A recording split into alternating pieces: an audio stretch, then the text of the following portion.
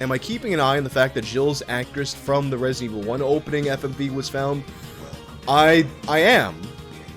Al from the Meadow, thank you for the host. So basically, Fred and Dr. Raichi, the two guys who, they, like, did a lot of work in finding the other guys, and they're going to interview the Jill actress.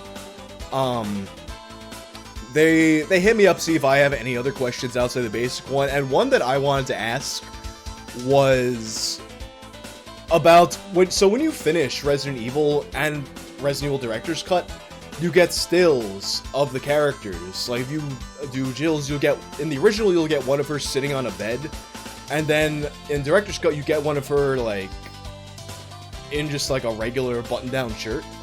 And to me, it seemed, it's definitely the same actress, but then you gotta think, it would be really weird for Resident Evil to set up a shoot just for these pictures. So I wonder now if they just kind of got that from whatever company she was working on or what. That's what I'm thinking happened, but I had them ask her. Something else I'm curious about, and I never followed up on it because if it was the real person, I don't want to dox somebody that doesn't want to be doxed, but also it kind of sounded like a bullshit story. So shortly after I made my original Jill Valentine video, someone emailed me with her first name but spelled differently, saying this was her. And she had no idea. She was like a housewife in Canada. And there was a last name attached to it. I'm really curious if the last name is going to be matched up or not. And they said that, like, oh, they were going to think about it before interviewing me and or allowing me to do an interview and giving me a current photo. And they never contacted me again. I didn't want to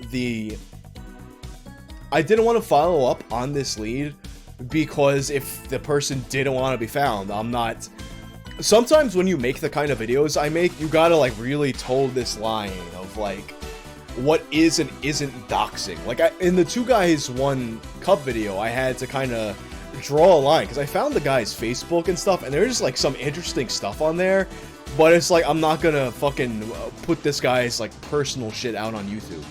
I feel like I had enough interesting stuff on there to not do that. But it's also, like, why I chose to not do a Jesse Slaughter video. Because I got the impression from looking at the stuff that there's, like, a lot of stuff that she didn't want out there. And I remember when Gamer from Mars did his video on her, she got a little pissed off about it. So I was like, alright, I made the right choice to not do this video. Like, there's enough stories that I don't really have to do the ones I'm kind of iffy about.